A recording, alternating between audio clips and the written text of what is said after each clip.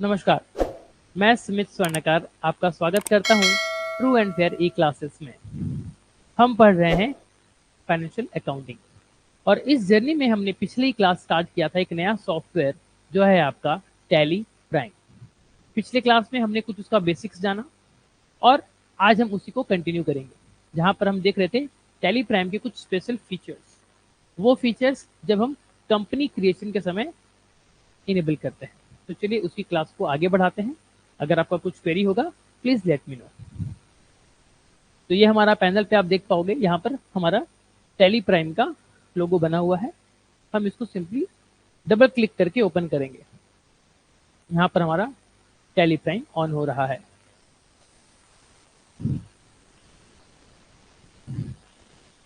सी फिर से यही वाली स्क्रीन आ गई कि आपको टैली को एजुकेशनल मोड में यूज करना है कि लाइसेंस आपके नेटवर्क में है वहां से फैच करोगे, आपके एग्जिस्टिंग लाइसेंस को रीएक्टिवेट करोगे या नए लाइसेंस को एक्टिवेट करोगे। इसके ऊपर हमने हमारी लास्ट क्लास में अच्छे से डिस्कशन किया था।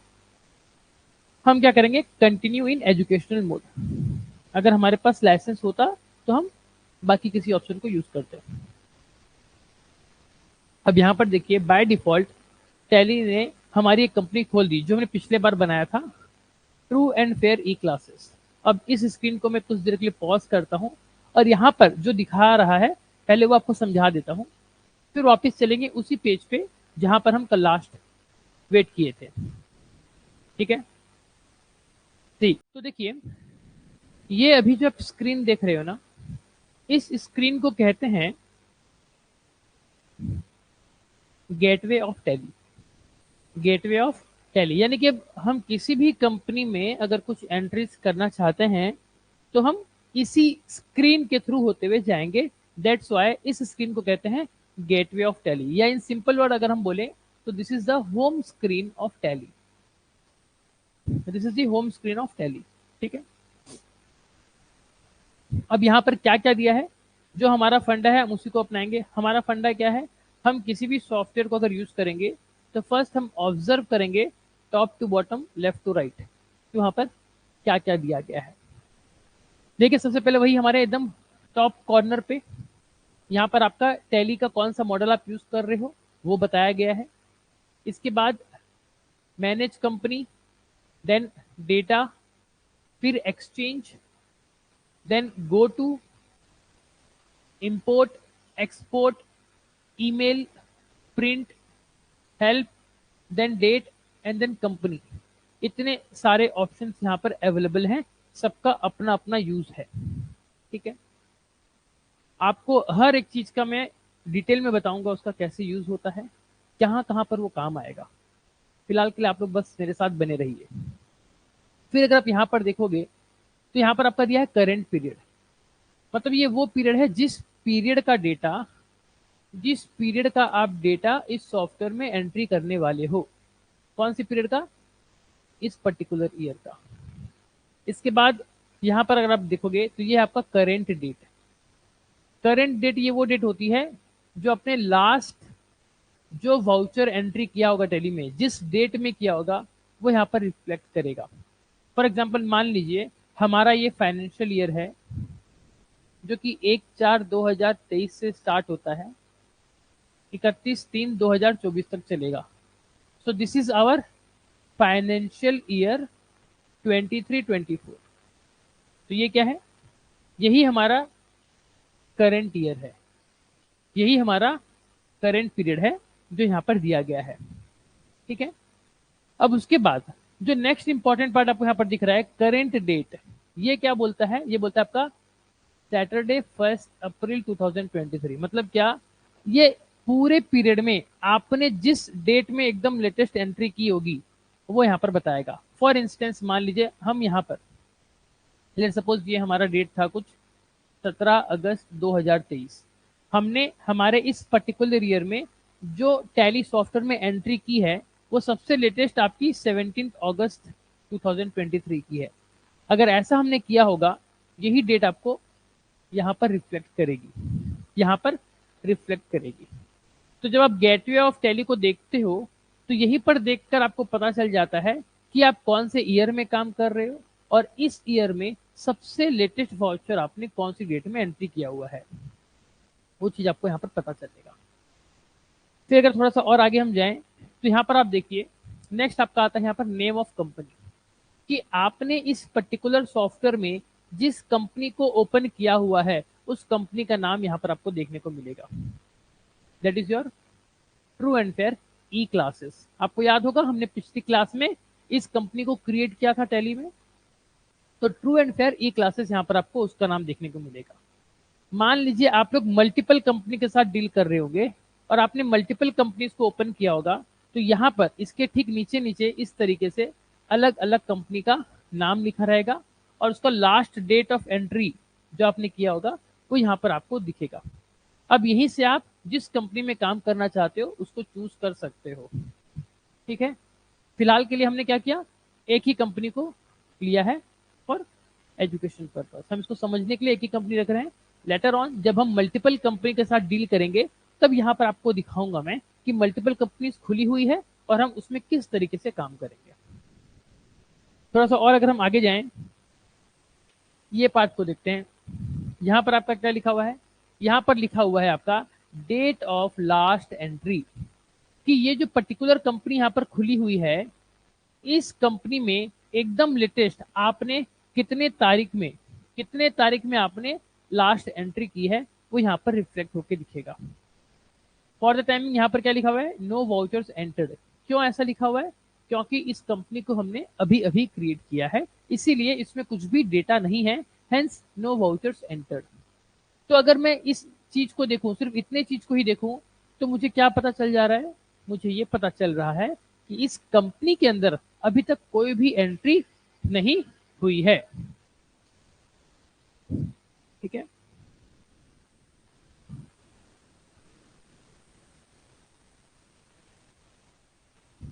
देन नेक्स्ट देखिए,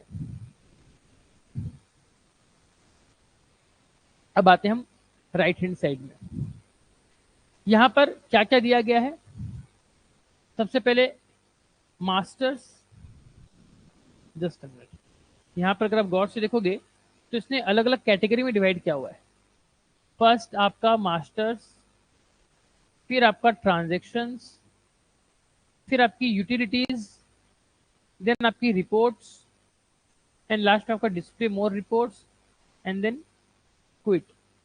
आपके पूरे जिस कंपनी का डेटा यहाँ पर मेंटेन कर रहे हो उस कंपनी का आपको क्या करना है इसने यहाँ पर अलग अलग कैटेगरी कर दिया, चीज को समझिएगा।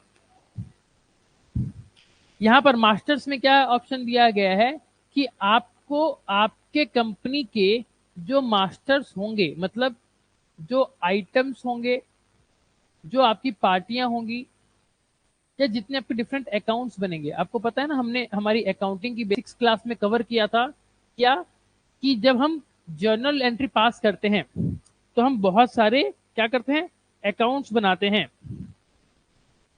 तब हम बहुत सारे अकाउंट्स बनाते हैं, तो वो सारे अकाउंट हमको यहाँ पर टैली में बनाना पड़ेगा। एग्जाम्पल के तौर पे जैसे हम बनाते हैं cash account, furniture account and so on, इस तरीके से जो हम अकाउंट बनाते हैं, तो वो सारे अकाउंट हमारे लिए क्या है, ये सारे अकाउंट हमारे लिए मास्टर्स हैं। तो इन मास्टर्स को हमको हमारे सॉफ्टवेयर में बनाना पड़ेगा। कैसे क्रिएट करोगे, इस वाले सेगमेंट में जाके क्रिएट करोगे। कैसे करेंगे आपको मैं बताऊंगा। नेक्स्ट पार्ट आपका आता है ट्रांजेक्शन्स। ठीक है, ट्रांजेक्शन्स में क्या होता है, ट्रांजेक्शन में कि अगर आपको कुछ भी रिकॉर्डिंग करनी है, रिकॉर्डिंग मतलब जैसे हमने आपको बताया था कि आप जर्नल एंट्री पास करते हो, तो ये जो जर्नल एंट्री पास करते हो वो आप इस पर्टिकुलर सेगमेंट में जाकर रिकॉर्ड करोगे, बिकॉज वो एक हमारा फाइनेंशियल ट्रांजेक्शन है। उसके बाद फिर आपका यूटिलिटीज में आता है जो कि बैंकिंग सेगमेंट है। अगर आप बैंक रिकंसिलिएशन वगैरह करना चाहते हो तो आप इस सेगमेंट में जाके कर सकते हो। एंड आपकी कंपनी का अगर आपको कुछ रिपोर्ट्स देखनी है, तो जो बहुत ज्यादा कॉमनली यूज रिपोर्ट होती है वो यहाँ पर इसने फ्रंट पेज पे दे दिया है। Balance sheet, profit loss, stock summary, ratio analysis, ये 4 इंपॉर्टेंट रिपोर्ट्स हैं जो आप डे टू डे लाइफ में यूज करते हो। अब अगर इसके अलावा कुछ और अगर आपको रिपोर्ट्स चाहिए तो आप इस लास्ट वाले सेगमेंट में जा सकते हो, डिस्प्ले मोर रिपोर्ट्स में, और अपना वो रिपोर्ट देख सकते हो। तो ये तो आपका रह गया टैली का गेटवे, जो आपका बहुत सारे चीजों को हमको बताता है। यहाँ से रेस्पेक्टिव जगह हम जाएंगे और हमारा काम कर सकते हैं। ऑप्शन आ गया। यहाँ नीचे में आप देखोगे कॉन्फ़िगरेशन वाले पार्ट में फीचर्स F11 लिखा हुआ है। फीचर्स F11 लिखा हुआ है। अब यहाँ पर आपको मैं कुछ और इंपॉर्टेंट चीज बताना चाहता हूँ, तो काइंडली बी विथ मी। देखिए, जब हमने यहाँ पर कंपनी पे क्लिक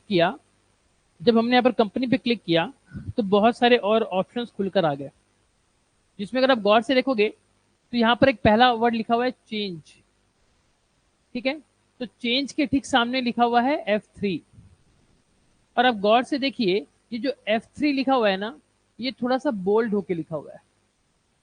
ये थोड़ा सा ब्लू कलर में है और बोल्ड होके है। इट मीन्स ये इसका शॉर्टकट है। It means this is a shortcut की। अब अगर आप कीबोर्ड से डायरेक्टली F3 प्रेस करते हो तो आप डायरेक्टली इस चेंज वाले ऑप्शन पे आ जाओगे। ठीक है, अब इसका एक और शॉर्टकट है। अगर आप गौर से देखेंगे तो सी, इस वर्ड में ये जो चेंज लिखा हुआ है, इस चेंज में जो अल्फाबेट G लिखा हुआ है, वो G भी आपका क्या है, ब्लू कलर में लिखा हुआ है प्लस बोल्ड है। यानी कि अगर आप कीबोर्ड से डायरेक्टली G प्रेस करते हो तो भी आप इसी मेन्यू पे आ जाओगे। मैंने आपको कल की क्लास में बताया था कि टैली का मानना है क्या, कि आप लोग जब टैली यूज कर रहे हो तो माउस का इस्तेमाल ना करें और आप अपना सारा कंट्रोल कीबोर्ड से ही ऑपरेट करें। अगर ये चीज नहीं होता तो हमको क्या करना पड़ता, हम माउस को पकड़ते और माउस को पकड़ के हम सीधा आते यहाँ पर और क्लिक करते। ठीक है, वो चीज हमको नहीं करनी है। ये ऑप्शन आ गया हमारा। अब इस ऑप्शन में अगर आप आओगे तो नीचे आपको एक ऑप्शन दिखेगा कॉन्फ़िगर, जहां पर पहला ऑप्शन है फीचर्स F11। तो हम कल जो सेटिंग कर रहे थे वो आपको यहाँ से मिलेगी। अब हम यहाँ पर इसको क्लिक करते हैं और देखेंगे कि हमारा वही वाला स्क्रीन आ गया जहां पर हम कल लास्ट रुके थे। ठीक है, अब हम क्या करेंगे, अब हमारे बिजनेस के अकॉर्डिंगली हम इसकी सेटिंग को यस या फिर नो करेंगे। मतलब जो चीज हमको चाहिए होगा उस सेटिंग को हम इनेबल करेंगे, जो हमको नहीं चाहिए उसको हम डिसेबल कर देंगे। तो कल की डेट में हमने यहां तक का पार्ट को कवर कर लिया था, अगर आपको याद होगा तो। आज हम बाकी के इंपॉर्टेंट कॉन्फ़िगरेशन को डिस्कस करेंगे कि उन सेटिंग्स का क्या इस्तेमाल होगा आपके बिजनेस में, और अगर आपका बिजनेस भी उन सब चीजों के लिए अगर जरूरत पड़ रहा है तो आप यहाँ पर इस चीज को ऑन करेंगे। आते हैं, पहले कल हमने अकाउंटिंग वाला पार्ट देख लिया था, अब देखिए इन्वेंट्री वाला पार्ट। अगर आपके बिजनेस में अगर आप इन्वेंट्री मेंटेन करना चाहते हो तो आप यहाँ पर सबसे पहले आ जाइए इन्वेंट्री में, मेंटेन इन्वेंट्री वाले पार्ट पे, और इस चीज को कर दीजिए यस। ठीक है, इन्वेंट्री मतलब आप लोग समझ गए। जैसे अगर आप कोई गुड्स में डील करते हो, आप बहुत सारे मल्टीपल आइटम बेचते हो, जैसे item A, item B, item C and so on. तो आपका बिजनेस में आप आइटम ए ओपनिंग में कितना था, आइटम ए को आपने बाय कितना किया, आइटम ए को आपने सेल कितना किया, आइटम ए का आपके पास क्लोजिंग बैलेंस कितना है, अगर इस तरीके से अगर आपको डिटेल लगती होगी और आपके बिजनेस में इन्वेंट्री का मूवमेंट अगर होता है तो फिर आप इस चीज को यस करोगे, अदरवाइज इसको यस करने की जरूरत नहीं है। अब आपके मन में क्वेश्चन आएगा कि ये ऐसा कैसा होगा कि हमको इन्वेंट्री को ऑन ना करना पड़े। हो सकता है अगर आप एक प्रोफेशनल हो तो। लेट सपोज अगर आप एक चार्टर्ड अकाउंटेंट हो तो आपके पास तो कोई इन्वेंट्री नहीं है, आप तो बस सर्विस देते हो और अपनी फीस लेते हो, तो वहां पर इन्वेंट्री का मूवमेंट कुछ होगा ही नहीं। ठीक है, तो मान लीजिए आप एक चार्टर्ड अकाउंटेंट हो, आप अपना सारा हिसाब किताब टैली सॉफ्टवेयर में अगर रखना चाहते हो तो ये जो पोर्शन आपको दिखा इन्वेंट्री वाला पार्ट, यहाँ पर मेंटेन इन्वेंट्री को आपको नो करना पड़ेगा। क्या करना पड़ेगा, नो करना पड़ेगा। लेकिन बाय डिफॉल्ट टैली ने क्या बोला, यस बोला, क्योंकि जो टैली के पास स्टैटिस्टिक्स है उसके अकॉर्डिंगली मैक्सिमम बिजनेस में इन्वेंट्री का रोल होता है, हेंस बाय डिफॉल्ट टैली ने इसको यस करके दे दिया है। ठीक है, फिर नेक्स्ट उसके बाद इंटीग्रेट अकाउंट्स विद इन्वेंट्री, इसको यस करिएगा। अगर आप अकाउंटिंग भी कर रहे हो और इन्वेंट्री भी मेंटेन कर रहे हो और आपकी इन्वेंट्री का जो भी वैल्यू होगा वो आपके अकाउंट में भी हिट करना चाहिए, ऐसा जरूरत होगा तो आप इसको यस करेंगे, एंड बाय डिफॉल्ट ये दोनों ऑप्शन यस ही रहता है। उसके बाद नेक्स्ट आपका आता है इनेबल मल्टीपल प्राइस लेवल। जी हाँ, अगर आप मल्टीपल प्राइस लेवल अगर मेंटेन करना चाहते हैं किसी भी आइटम का तो यहाँ पर इस चीज को यस कर दोगे। अब मल्टीपल प्राइस लेवल क्या होता है? फॉर एग्जाम्पल मान लीजिए कि अगर आप 100 पीसेस खरीदोगे तो एक अलग रेट लगाएंगे, आप 1000 पीसेस खरीदोगे तो हम अलग रेट लगाएंगे। तो this is multiple price level, ठीक है। उसके बाद आपका आता है इनेबल बेचेस। अगर आप कुछ मैन्युफैक्चरिंग कर रहे हो या आप कुछ रिटेलिंग कर रहे हो और वहां पर आपको बैच नंबर का डिटेल मेंटेन करना है, बैच डिटेल का डिटेल मेंटेन करना है। बेसिकली ये जैसा होता है आपका टू चेक दी वारंटी या फिर टू प्रॉपर कॉस्ट कंट्रोल, ठीक है। आप बैच को यूज करते हो। या फिर मान लीजिए अगर आपका कोई एफएमसीजी प्रोडक्ट है, आपने कुछ खाना बनाया, खाने का आइटम, जैसे आइसक्रीम बनाते हो, तो आइसक्रीम आप एक बैच में बनाते हो, ये हमारा एक बैच हो गया, ठीक है। इस एक बैच में मान लीजिए आपने 1 लाख लीटर्स आइसक्रीम का प्रोडक्शन किया, ठीक है। तो आप जानना चाहते हो कि मेरा एक बैच में कितना लागत लगा, तो अगर आप बैच कॉस्टिंग करते हो तो इस चीज को यस करोगे। बाय डिफॉल्ट टैली ने क्या किया है? नो किया है, क्योंकि मैक्सिमम बिजनेस इसको यूज नहीं करते। लेकिन अगर आपका बिजनेस में बैच का रिक्वायरमेंट है तो यस इट इज सजेस्टेड कि आप इस ऑप्शन को नो के बजाय यस कर दें। उसके बाद अगर आप बैच को यस करते हो, अगर आप बैच को यस करते हो तो उसके ठीक नीचे आप देखोगे एक उसका सब सेटिंग है, क्या? Maintain expiry date for batches. जी हाँ, आप अगर एक्सपायरी डेट भी मेंटेन करना चाहते हो बैच के अकॉर्डिंगली तो आप इसको यहाँ से यस कर सकते हो। अब यहाँ पर एकदम सिंपल सा एग्जांपल ले लीजिए मेडिसिन का। मेडिसिन, अगर आपका मेडिसिन का बिजनेस है तो मेडिसिन पे आप बैच नंबर का डिटेल रिकॉर्ड करना आपको पड़ेगा, और वो बैच कब तक एक्सपायरी होगा वो भी आपको बहुत जरूरी है उसमें रिकॉर्ड मेंटेन करना, ताकि अगर आप ये रिपोर्ट निकालो कि मेरा कौन कौन सा आइटम एक्सपायरी हो चुका है तो आप यहाँ से उस चीज को निकाल सकते हो, ठीक है। या फिर एक बार आपने सुना होगा कि एक कार थी, वो कार लेट सपोज इसमें कुछ टेक्निकल खराबियां थी। लेट सपोज एग्जाम्पल के तौर पर ले लेते हैं कि ये आपकी टाटा नैनो थी, ठीक है। तो टाटा नैनो ने दिसंबर 2011 में जो कार्स बनाई, लेट्स सपोज उसने 50,000 कार्स बनाई, ठीक है। टाटा नैनो ने दिसंबर 2011 में 50,000 कार्स बनाई, तो ये 50,000 कार्स उसने एक बैच में बनाई, इसने एक बैच में बनाई, उसका बैच का नंबर है दिसंबर 11, लेट सपोज ये इसका बैच नंबर है। अब मार्केट से ये न्यूज आई कि ये दिसंबर 11 की जो गाड़ियां थी उनमें से 4 गाड़ियां ऐसी हैं जो ब्लास्ट हो गई, 4 गाड़ियां ऐसी हैं जो ब्लास्ट हो गई। तो उस केस में टाटा ने क्या किया? टाटा ने बोला कि भैया इस बैच में जितनी भी गाड़ियां बनी हैं जो हमने पूरे इंडिया में भेज दी है उसको वापस लेकर आओ।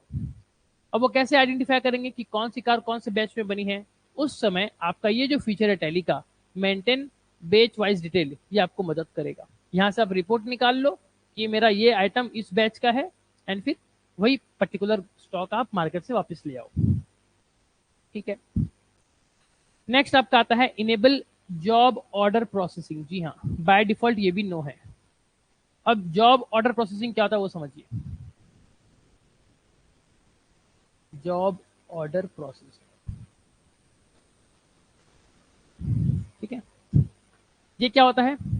अगर आपने किसी को जॉब वर्क दिया या फिर आपको किसी ने जॉब वर्क दिया तो ये चीज को आप यस करोगे। कहाँ यूज होता है? लेट सपोज हम हैं एक कपड़े की दुकान, लेट सपोज हम हैं पीटर इंग्लैंड, ठीक है। तो पीटर इंग्लैंड जो ब्रांड है ये खुद सिलाई करता है क्या कपड़ा? नहीं, ये क्या करता है, ये बल्क में कपड़े खरीद लेता है।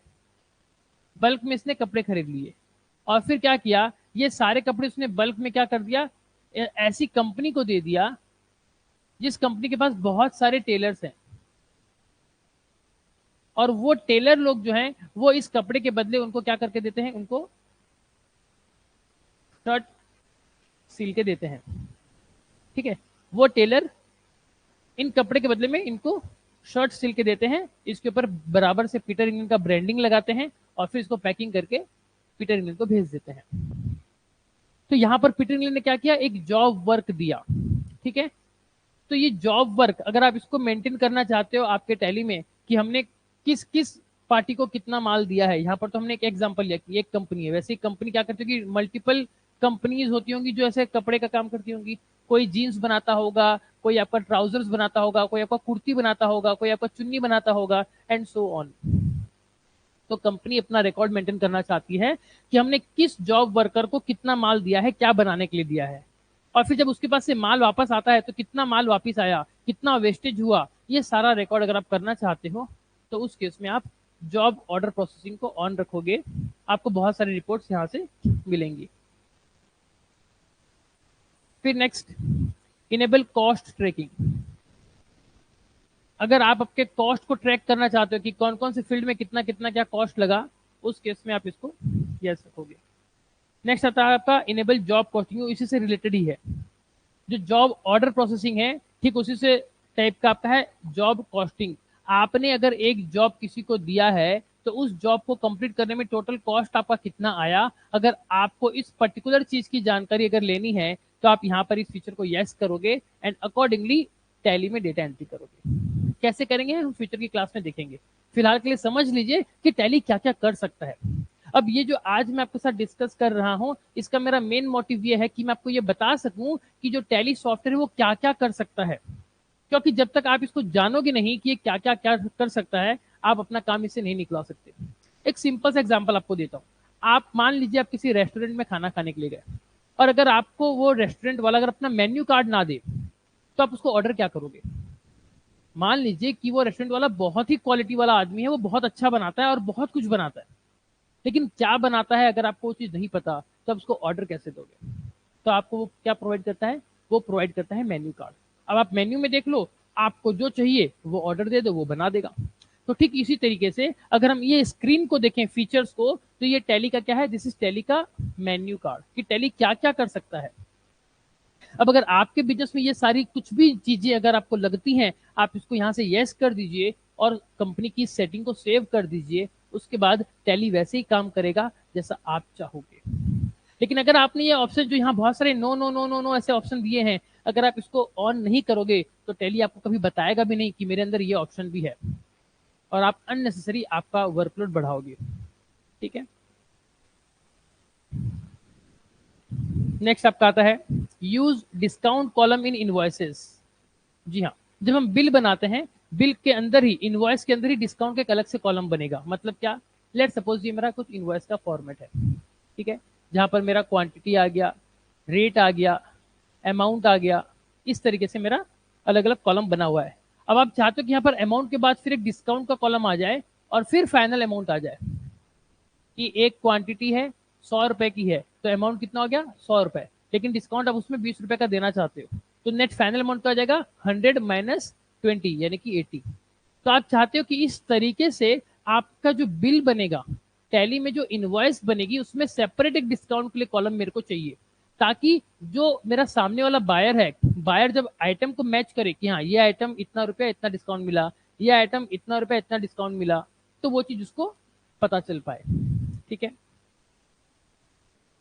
फिर बेसिकली ये जो है आपका यूज डिस्काउंट कॉलम इन, ये आपका होलसेल और रिटेल काउंटर में बहुत यूज होता है, बहुत, क्योंकि वो लोग अपने कस्टमर को बताना चाहते हैं कि देखो हमने आपको इस आइटम के ऊपर इतना डिस्काउंट दिया है, इसीलिए ये फीचर यहाँ पर दिया गया है। वीडियो में आगे बढ़ने से पहले अगर आपको ये वीडियो अच्छी लगी तो इसे अपने दोस्तों के साथ शेयर करने में कंजूसी ना कीजिएगा, और अगर आप हमारा फुल कोर्स अगर बाय करना चाहते हैं तो इसके लिए आप इस वीडियो के डिस्क्रिप्शन में जो लिंक दी गई है उस वेबसाइट के थ्रू या हमारे अपने ऐप के थ्रू आप हमारा कोर्स बाय कर सकते हैं। चलिए आगे शुरू करते हैं। बताना चाहते हैं कि देखो हमने आपको इस आइटम के ऊपर इतना डिस्काउंट दिया है, इसीलिए ये फीचर यहाँ पर दिया गया है। फिर use separate actual and billed quantity column in invoices, no दिया गया है। क्या है ये, actual quantity and billed quantity ये अलग अलग हो सकता है।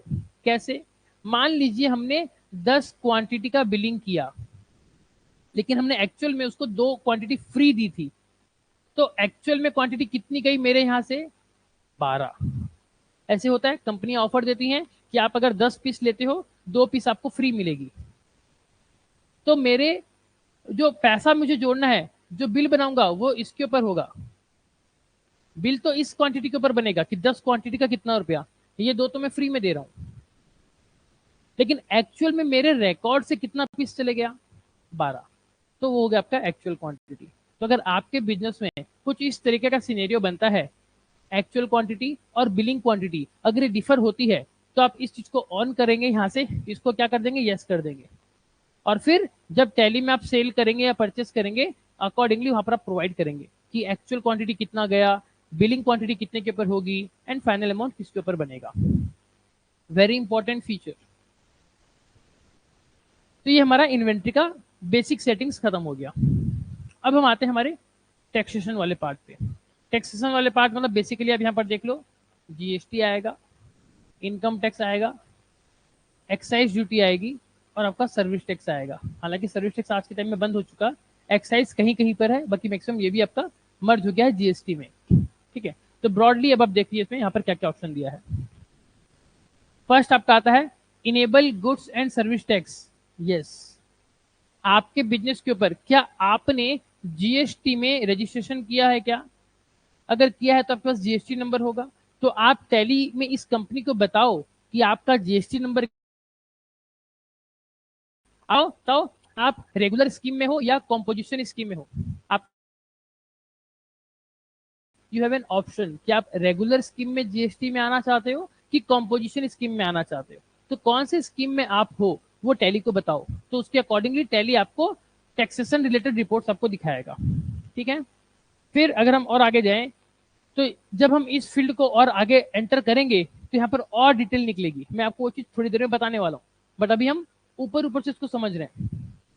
ठीक है, अब यहां पर जब हमने यस कर दिया, तो सेकंड पार्ट आपको क्या बोल रहा है टैली, ये बोल रहा है set and alter company GST rate and other details. जी हाँ, क्या आप कंपनी के जीएसटी रिलेटेड अदर डिटेल्स को रिकॉर्ड करना चाहते हो क्या, अपडेट करना चाहते हो क्या? इफ यस, आप इसको यस करेंगे, एक अलग से नया मेन्यू खुल जाएगा, वहां पर बहुत सारी और सेटिंग्स होंगी, आप उसको यस नो जैसा आपको चाहिए होगा वो चीज यहाँ पर डिफाइन करोगे। ठीक है, ये चीज भी आपको मैं बताऊंगा। फिर उसके बाद आपका आता है enable tax deducted at source, TDS. जी हाँ, मान लीजिए कि आप एक ऑर्गेनाइजेशन है, आप किसी को भी अगर पेमेंट करते हो, जैसे मैंने पिछली क्लास में एग्जांपल दिया था 194J वाला, यानी कि अगर आप किसी चार्टर्ड अकाउंटेंट को प्रोफेशनल फीस पे करते हो, तो उसकी फीस के ऊपर आप 10% टीडीएस माइनस करोगे, बैलेंस पैसा उसको दोगे। तो ये जो 10% आपने टैक्स डिडक्टेड एट सोर्स किया, तो इसकी अकाउंटिंग अगर आपको करनी है तो आप इस फीचर को यस करेंगे, एंड टैली प्रॉपर तरीके से उसकी अकाउंटिंग आपको बताएगा।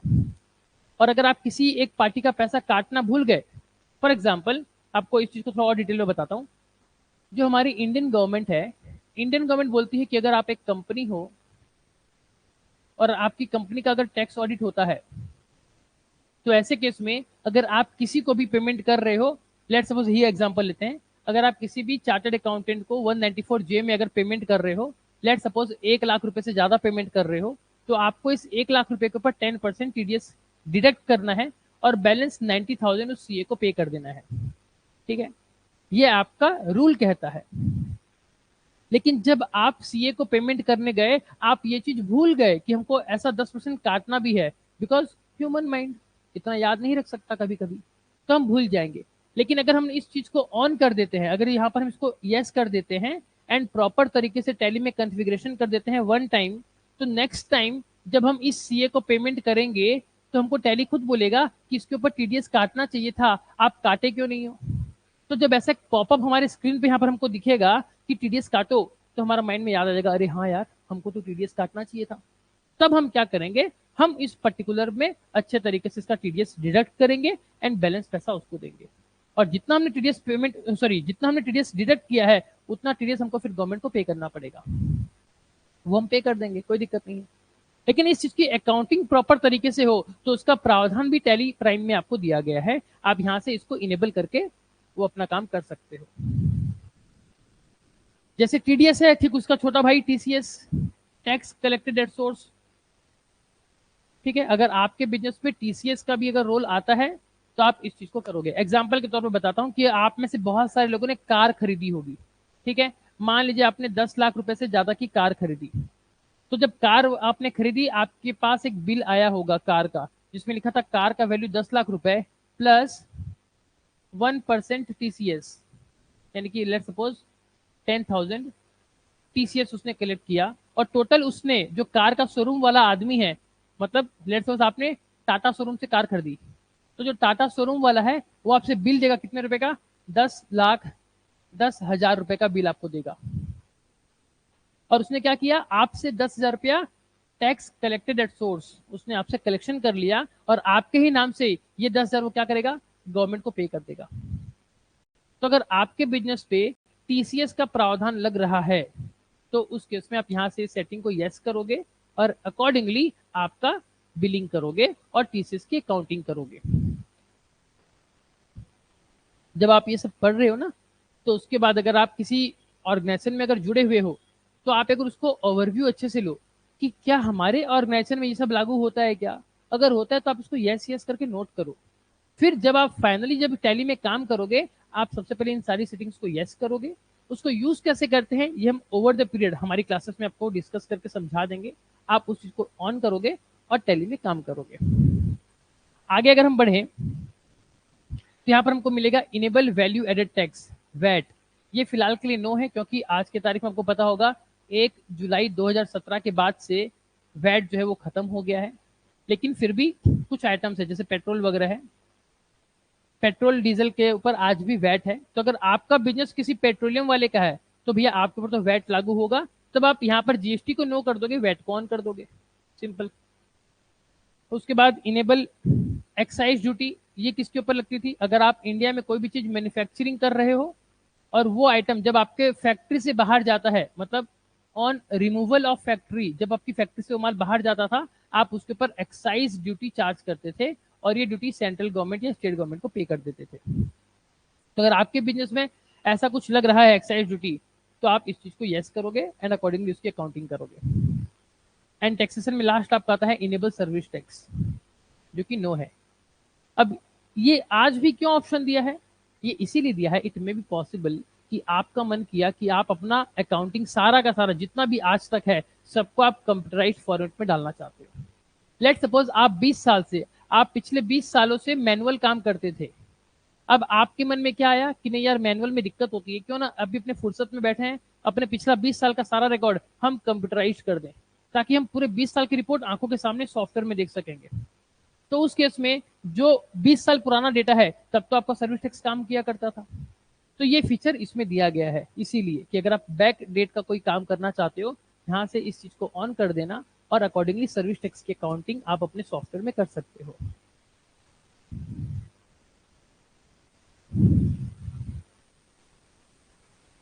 फिर आते हैं हमारे नेक्स्ट फीचर के ऊपर। यहां पर क्या दिया गया है, enable browser access for reports. जी हाँ, अगर आप टैली का ओरिजिनल लाइसेंस बाय करते हो तो टैली आपको एक स्पेशल फीचर देता है जो है आपका रिमोट एक्सेस। जो मैं आपको बताया था कि लेट सपोज आपका हेडक्वार्टर दिल्ली में है, आप मुंबई जाते हो और मुंबई से अगर आप अपना दिल्ली का अकाउंट एक्सेस करना चाहते हो तो आप इस फीचर को यूज करके देख सकते हो। ठीक है, फिर आपका आता है पेरोल, वेरी इंपॉर्टेंट। पेरोल, अगर आप एक बड़े ऑर्गेनाइजेशन का पार्ट हो या फिर अगर आप खुद एक बड़े ऑर्गेनाइजेशन हो तो वहां पर पेरोल मतलब क्या, जो सैलरी मैनेजमेंट है, इसे हम बेसिकली बोल सकते हैं शॉर्टकट में सैलरी मैनेजमेंट। तो अगर आप सैलरी मैनेजमेंट करना चाहते हो टैली सॉफ्टवेयर में ही तो आप इस चीज को यस करोगे। यहाँ पर क्या क्या ऑप्शन दिया है, मेंटेन पेरोल, क्या आपको पेरोल मेंटेन करना है। इनेबल पेरोल स्टैट्यूटरी, मतलब बहुत सारे पेरोल के क्या होते हैं, ट्रीटमेंट होते हैं। जैसे कि एक सिंपल एग्जांपल आपको बताता हूँ, सॉरी, हाँ, जैसे कि मान लीजिए यहाँ पर क्या बोल रहे हैं, पेरोल कि आप अगर आपने किसी को पे किया 10,000 रुपए का, तो इसके ऊपर आपको 12% पीएफ माइनस करना है उसकी सैलरी से। तो ये जो 12% में पीएफ माइनस किया, this is your statutory deduction. तो आप क्या करोगे, 10,000 का 12% निकालोगे, कितना हो गया, 1,200 रुपए। तो ये 1,200 को डिडक्ट करना है। ये चीज ऑटोमेटिक होनी चाहिए, फिर बार बार मैनुअल नहीं करोगे। मतलब आपने डिफाइन करना है कि भैया मेरे यहाँ पर जो आदमी काम कर रहा है वो 30 डेज काम किया, पर डे का उसका सैलरी है लेट सपोज 100 रुपए, तो 30 दिन का उसका सैलरी हो जाना चाहिए 3,000 रुपए। और अगर उसकी सैलरी 3,000 बनती है तो अकॉर्डिंगली 12% के हिसाब से उसका 360 रुपए क्या कट जाना चाहिए, पीएफ कैलकुलेट होकर कट जाना चाहिए। तो ये सब ऑटोमेटिक होगा अगर आप इस चीज को यस करोगे तो। ठीक है, लेकिन पेरोल में दिक्कत क्या आती है, यहाँ पर बता दूं मैं कि यहाँ पर अगर आपका ऑर्गेनाइजेशन बहुत बड़ा है और उसका वॉल्यूम बहुत ज्यादा है, मान लीजिए कि आपके ऑर्गेनाइजेशन में 5,000 एम्प्लॉय हैं, 5,000 एम्प्लॉयज हैं, तो इतना बड़ा वॉल्यूम का काम करना टैली वाले पैकेज में संभव नहीं है। टैली ने जो पैकेज बनाया है, आप जो देख रहे हो, बेसिकली इसका मेन मोटिव था कि मुझे एमएसएमई को कवर करना है, medium and small scale enterprises, sorry micro and small and medium enterprises, सिर्फ छोटे बिजनेस वाले को मेरे को कवर करना है। क्यों? क्योंकि जो बड़ा ऑर्गेनाइजेशन है, वो बड़ा ऑर्गेनाइजेशन के पास तो इतना पैसा है कि वो अपने लिए एक स्पेशल सॉफ्टवेयर यूज कर सकता है, बहुत करोड़ों रुपए खर्चा कर सकता है, जैसे कि सैप, जैसे कि ओरेकल, ये कुछ ऐसे बड़े बड़े सॉफ्टवेयर हैं जो बड़े बड़े कॉर्पोरेट्स यूज करते हैं। ठीक है, फॉर एग्जाम्पल आपको एक ब्रांड बताता हूं, अमूल। ये जो अमूल कंपनी है, इसका इतना ह्यूज वॉल्यूम में बिजनेस होता है तो वो सैप यूज करती है। Indian oil corporation limited, IOCL, वो भी सैप यूज करती है। हिंडाल्को, हिंडाल्को है ना, हिंदुस्तान एल्यूमिनियम कंपनी, आदित्य बिरला, ये लोग ओरेकल यूज करते हैं। तो ये सब क्या है, ये इनके पास बहुत पैसा है, तो लोग बहुत बड़ा सॉफ्टवेयर यूज कर सकते हैं। तो टैली का फोकस क्या था? टैली का फोकस था भैया हमको इंडिया में जो छोटे छोटे व्यापारी हैं उनके ऊपर फोकस करना है, इतने बड़े लेवल पे हमको काम नहीं करना। तो इसलिए उसने क्या किया, टैली ने इन छोटे व्यापारी लोग को लुभाने के लिए बोला कि भी देखो भैया हमारे पास भी पेरोल का सेटिंग है, आप अपना पेरोल का यहाँ पर मैनेजमेंट कर सकते हो। लेकिन इट इज वेरी प्रैक्टिकल कि अगर आपके पास 1,000, 2,000, 5,000 ऐसे अगर एम्प्लॉइज हैं, तो इतने लोगों का डेटा मेंटेन करने में Tally, to be very honest, successful नहीं है। बट यस, आप कर सकते हो, बहुत मेहनत लगेगी, बहुत टाइम भी लगेगा। देन लास्ट आपका आता है अदर्स, जो कि हाल फिलहाल ही थोड़ा टैली ने अपडेट दिया है, पहले ये चीज नहीं था। क्या दे रहा है ये? Enable payment request to share payment link और क्यूआर कोड। यहाँ पर लेट सपोज अगर आप कोई इनवॉइस बनाते हो, तो उस इनवॉइस का एक क्यूआर कोड आप जनरेट कर सकते हो रिगार्डिंग पेमेंट। ऐसे होता ना क्यूआर कोड, आप एक क्यूआर कोड जनरेट करके शेयर कर सकते हो, फिर पेमेंट की लिंक जनरेट कर सकते हो, जिस लिंक के ऊपर कस्टमर क्लिक करेगा और वो एक इंटरफेस पे चले जाएगा जहां पर वो डिफरेंट मोड से पेमेंट कर सकता है। कार्ड से पेमेंट कर सकता है, नेट बैंकिंग से कर सकता है, या आपका फोन पे, गूगल पे से कर सकता है, ये उस चीज का है। Then enable multiple addresses. जी हाँ, अगर आपकी कंपनी का मल्टीपल एड्रेसेस है, आप अगर उसको मेंटेन करना चाहते हो, तो यस, आप यहाँ से इस चीज को यस करोगे, आपका जितना भी एड्रेसेस है सबको मेंटेन कर दोगे, बता दोगे, एंड अकॉर्डिंगली टैली में वो रिपोर्ट भी बनती जाएगी। And then last not the list, mark modified voucher. इसको आपने नो किया, ये बाय डिफॉल्ट नो है। ये क्या चीज है? कभी कभी क्या होता है कि आपने एक वाउचर बना लिया, आपने एक वाउचर बना लिया, लेकिन बाद में क्या हुआ, इसमें कुछ चेंजेस करने पड़ गए, आपने इसको क्या किया, आपने इसको मॉडिफाई कर दिया। अब आपके ऑर्गेनाइजेशन में है मान लीजिए डेली के 100 वाउचर्स, डेली के 100 वाउचर्स आप रिकॉर्डिंग करते हो। अब इन 100 वाउचर में किस किस को आपने चेंज किया, वो आइडेंटिफाई करना थोड़ा सा दिक्कत हो जाता है। तो टैली क्या बोलता है, एक फीचर निकाल देता है, बोलता है कि मार्क मॉडिफाई वाउचर। अगर आपने इन 100 वाउचर्स में किसी को भी कुछ मॉडिफाई किया होगा, तो हम क्या करेंगे, इन सबको मार्क कर देंगे कि भैया ये वाउचर्स मॉडिफाइड हुए हैं। तो आपको एक रिपोर्ट मिल जाएगी कि out of total 100 vouchers, let suppose 10 are mark for modified voucher. अब आप इन 10 वाले में एंटर करके देख सकते हो कि किस किस वाउचर को आपने मॉडिफाई किया है, एंड अगर वो सही है तो उसको सेव करके आप अपना काम आगे बढ़ा सकते हो। आई होप आपको यहाँ पर टैली का एक बहुत ही छोटा सा झलक आपको मिला होगा कि टैली क्या क्या कर सकता है। अब आप क्या करोगे, आपके बिजनेस का इनमें से जो जो फीचर लग सकता है आप उसको इनेबल करोगे, एंड फिर उसका जब आप इसको सेव कर दोगे। कितना देख लिए? अब अगर हम थोड़ा सा और गौर करके देखें, तो यहां पर राइट हैंड साइड में कुछ शॉर्टकट्स बने हुए हैं। यहां पर राइट हैंड साइड में कुछ शॉर्टकट्स बने हुए हैं, सी, ये वाले क्या क्या है ये, F2, F3, F4, F5, F6, F7, 8, 9, 10, जितनी भी हमारी फंक्शंस की है, जिसे हम कीबोर्ड में FN से डिनोट करते हैं। आपके कीबोर्ड में देखिएगा स्पेस बार के पास में FN बोलकर एक बटन होगी, वो बटन आपकी इन कीज को एक्टिवेट करती है अगर आपको यूज करना होता है तो। कीबोर्ड में बाय डिफॉल्ट हो जाता है, लैपटॉप यूज करते हो तो आपको ये FN की प्रेस करनी होती है, फिर F1 या F2 या जो भी आपको की यूज करनी है आप उसको प्रेस करके यूज करते हो। बट खैर मेरा यहाँ बताने का मकसद कुछ और है। अगर आप यहाँ पर देखोगे तो यहाँ पर ऑप्शन है F4, F5, F6, F7, F8, F9, F10, लेकिन ये सारे के सारे गौर से देखिए ये आपके ग्रे कलर हो रखे हैं और ये अनहाइलाइटेड है। ये आपके ग्रे कलर हो रखे हैं और ये अनहाइलाइटेड है, मतलब क्या, दीज ऑल आर अनएक्टिव। ये यहाँ पर एक्टिव नहीं है, मतलब अगर आप यहाँ पर कुछ प्रेस करोगे भी F5, F7, F8 तब भी यहाँ पर कुछ नहीं होने वाला। लेकिन उसके ठीक नीचे अगर आप देखोगे तो यहाँ पर कुछ और है। अगर आप गौर से देखोगे यहाँ पर राइट हैंड साइड में यहाँ पर क्या लिखा हुआ है, आप देख रहे हो, यहाँ पर लिखा हुआ है आई, और आई के नीचे डबल लाइन बना हुआ है, और क्या लिखा हुआ है, मोर रिपोर्ट्स। जी हाँ, सॉरी, मोर डिटेल्स। मतलब क्या, यहां पर गौर से देखिए ये जो आई है ये ब्लू कलर होके यहाँ पर हाईलाइट हो रखा है, मतलब क्या, यहाँ पर ये शॉर्टकट काम करेगा, यहाँ पर ये शॉर्टकट काम करेगा। तो चलिए आपको दिखाता हूं मैं कि अगर मैं इस वाले चीज पर अगर क्लिक करूं, किसके ऊपर, मोर डिटेल्स के ऊपर, तो ये स्क्रीन के अलावा कुछ और यहाँ पर आ जाएगा। देखिए मैंने जब क्लिक किया ऑटोमेटिक टैली ने क्या किया, एक स्क्रीन यहाँ पर ला के दे दिया। अब ये क्या बोल रहे जरा देखिए, यहाँ पर आपको दिखाया ये मोर डिटेल के अंदर list of company detail, first show मोर है, इस पे भी क्लिक कर देता हूं मैं। तो ये देखिए, तो अब यहाँ पर सारा सब कुछ आ गया। क्या, जीएसटी रजिस्ट्रेशन, अगर आप जीएसटी की डिटेल डालना चाहते हो कि आपका जीएसटी नंबर क्या है तो यहाँ पर आएगा। कंपनी का जीएसटी डिटेल आप ऑलरेडी यहाँ पर आ जाएगा। जनरल डिटेल, कंपनी का पैन नंबर, या फिर अगर आप एक कंपनी हो इंडिया में, अगर आप एक रजिस्टर्ड कंपनी हो तो आपको मिलता है CIN। What is CIN? This is your corporate identification number. Corporate identification number.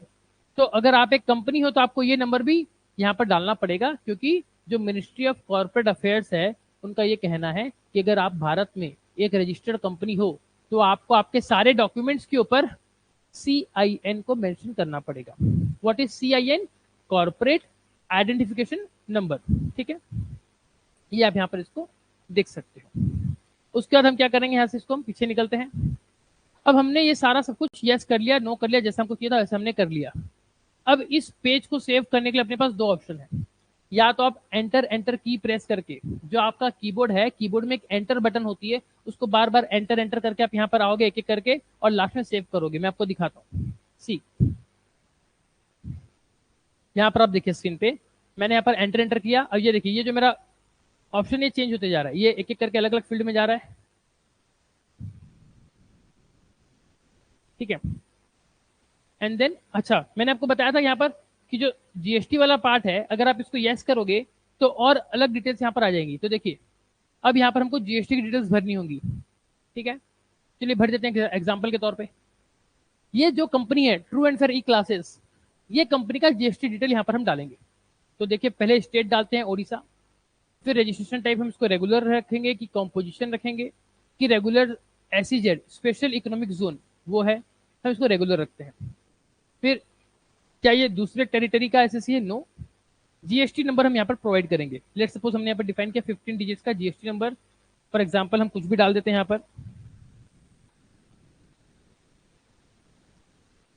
ये हमने जीएसटी नंबर डाल दिया 15 कैरेक्टर का।